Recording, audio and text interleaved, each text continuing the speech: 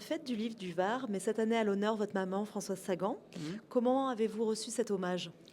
Eh bien, j'ai été très touché par cet hommage, ça m'a fait très plaisir. Je savais qu'en même temps, 2025 était le 90e anniversaire de sa naissance, et que l'année dernière, c'était aussi les 70 ans de Bonjour Tristesse. Donc voilà, il m'a paru que c'était normal que l'on lui rende hommage.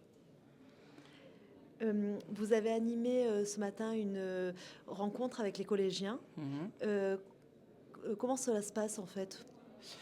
Eh bien, le département du Var, les collégiens, les lycées, ont organisé un concours de rédaction pour imaginer une suite hypothétique au roman Bonjour Tristesse. On a demandé à des collégiens de différents lycées de la région d'écrire une petite histoire, pardon, qui pourrait être une suite au roman.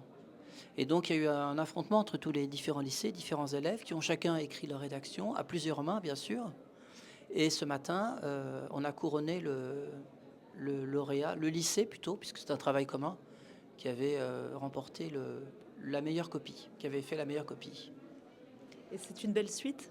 C'est une jolie suite, oui, c'est une très bonne idée. Et puis ça permet aux élèves de s'intéresser à la littérature, aux livres, et de faire travailler leur imagination. Et vous, alors comment réussissez-vous à continuer à faire vivre l'œuvre de votre maman? Eh bien, je crois que c'est avant tout une question de présence, parce que depuis la disparition de François Sagan, en fait, je m'occupe jour après jour de ses œuvres, puisque je suis en relation constante avec ses éditeurs, avec les gens qui veulent éventuellement faire des adaptations à partir de ses œuvres, pour faire des pièces de théâtre, faire des traductions, faire des sujets pour la télévision, faire des films. Et donc, d'une certaine manière, je veille au grain. Je suis là, je suis très présent, je fais très attention. Je suis en droit moral, donc je veille à la conformité de ce qu'on me demande. Et je pense que c'est ça aussi qui fait que l'œuvre de ma mère est vivante. Mais je pense surtout que c'est grâce à elle, parce qu'elle a écrit une œuvre qui est extraordinairement vivante, qui est extraordinairement libre et qui est extraordinairement moderne et qui est en même temps facile à lire et intelligente. Donc je crois que c'est pour ça qu'elle est aussi vivante aujourd'hui. Est-ce que vous auriez un coup de cœur culturel à nous faire partager? Un coup de cœur culturel, Culturel, ça pourrait être un coup de cœur littéraire ou un littéraire ou coup de cœur. musical ou cinématographique, Euh, depuis 15 ans, 16 ans maintenant, j'ai créé un prix littéraire qui s'appelle le prix François Sagan, qui récompense chaque année un jeune écrivain, enfin plus ou moins jeune d'ailleurs, qui est un écrivain pas connu.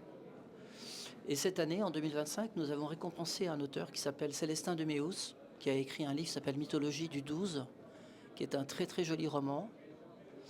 Et voilà, j'aurais voulu le citer. Alors là, un petit challenge.